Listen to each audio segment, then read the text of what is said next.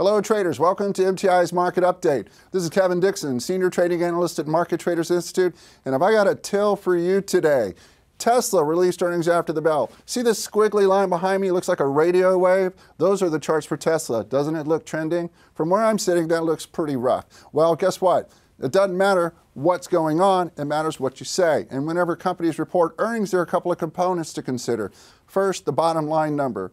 Did they beat the street? Did they beat the expectations of the analysts and deliver on their earnings? Second, what's your forward guidance? What do you expect to see happening here throughout now into this quarter and into the rest of the quarter?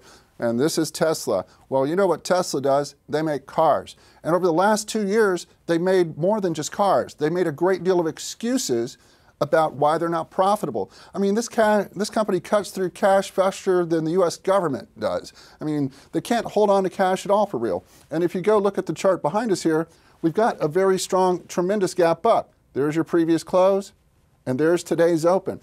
A 30-point gap up. Well, here's the scoop. Mr. Musk got on the mic. The company missed earnings, something like 24 cents a share, okay?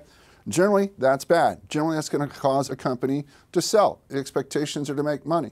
They haven't made money over the last several quarters. And every time he gets on the mic, it's like, look at the monkey, look at the monkey. You're getting sleepy. You're getting very, very sleepy. I swear that he's a master hypnotist because you got to be a showman in order to pull this kind of stunt off. If you're looking for somebody to help you with your failed business, you may look to see if Elon can actually get on the mic for you and do some conference call calling.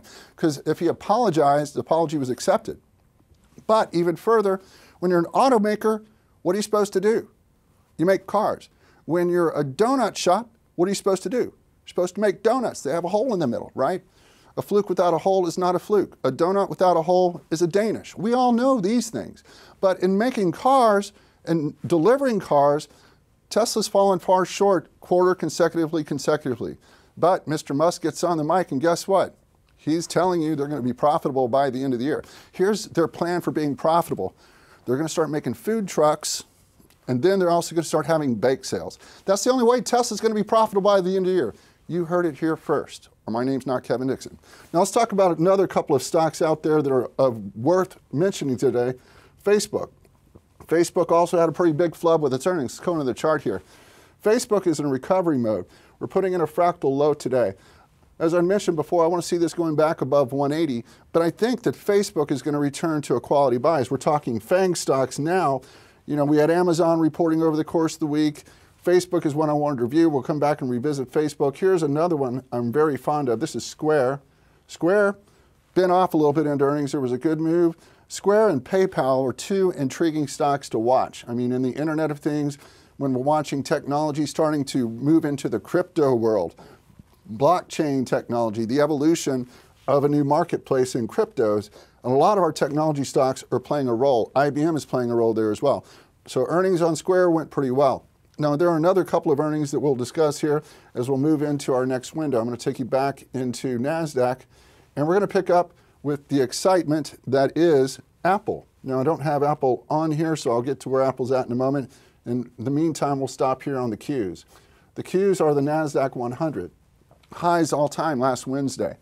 Apple setting all-time highs today. Apple is blazed through 205. We had targets at 201.20, 201.07 that got hit yesterday. Remember, Apple's earnings were great. It rallied very strong. Today, it's carrying along. We actually had a gap down in our equities markets into Thursday's trading. And guess what? NASDAQ was the first to go in because the FANG stock started to rally. So behind me, going back into the charts here on the Qs, you can see that we're setting up for the next leg higher. What's going to carry the markets higher are technology stocks, because basically this is all that's really moving right now. Here's Shazamazon. Shazamazon, look at this beautiful U-turn on this chart. Putting in a fractal low today. Tomorrow is Friday. Tomorrow, if we get a bullish candlestick, we'll be looking to get back into this with some long calls on its way to $2,000. Here's Netflix. Netflix also with a flub on earnings. Netflix having a little bit harder time recovering, but don't worry about that. Their sales will pick up. See, Netflix, unlike Tesla, can deliver to their subscribers. I'm going to rant on Tesla at least a few more times here. So if you feel like I didn't bash them enough, just stick around. Got a little bit more to talk about with you on that. Here's the Goog. Goog also new all-time highs with the earnings there on Wednesday. Consolidation, it's going to bust out above $1,500. Now, another one that I'm really watching here is Microsoft. Microsoft eliciting a great deal of leadership here. Once again, Wednesday highs, starting to put in a bottom, fractaled a few days ago. Normally, we start looking at this one here, but I want to see it getting above 108 to take the next move along there. So as we continue to discuss what's happening with earnings and things such as that, I will take you now to the great, beautiful Apple. Look at this. Now that is a tremendous move. I was looking at this a while ago, just above 205, saying, wow, Apple hadn't moved this much in weeks. And now it's like all guns blazing. So interpret that as you will. The street really liked those earnings on Apple the other day, and the price is right. That's a little set of rules that I call the Bob Barker rules. Doesn't matter what you think, but the price is right. The price is always right. So we're going to finish up our rant here for you today. I'm going to bag on Tesla a little bit more, so let's get into the chart and find ourselves some Tesla and continue to have fun. Don't worry, I've got some nice select things to say. Once again, this chart is nasty looking. This is a rough looking chart. So a couple of words of advice. If you're an automaker, deliver cars. If you need to get inventory to people, don't put a car in space. I mean, that's cute and all, but you really need to deliver that car to a person. What are they supposed to do? Hold a magnet to get the car to come back down? Try and figure out, well, where's mine at, Elon? Oh, I'm sorry, yours is the one I put on the back of my SpaceX rocket. Hee hee, that's not funny. That's not delivering good quality cars. So build cars, deliver. They're looking to start building out 50,000 Teslas delivered by end of year, trying to get their production up to 6,000 cars a month. Well, again, that's a tall stretch. I think that was a good word.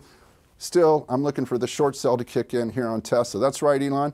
I don't believe you until we start to see it move. We haven't actually broken new highs. We haven't actually broken new lows. What we continue to do is make excuses. So remember, automakers make cars, dressmakers make dresses, and excuse makers make excuses. Either way, hope you have a great day, and thank you for tuning in to MTI's Market Update. This is Kevin Dixon, and I will see you next time.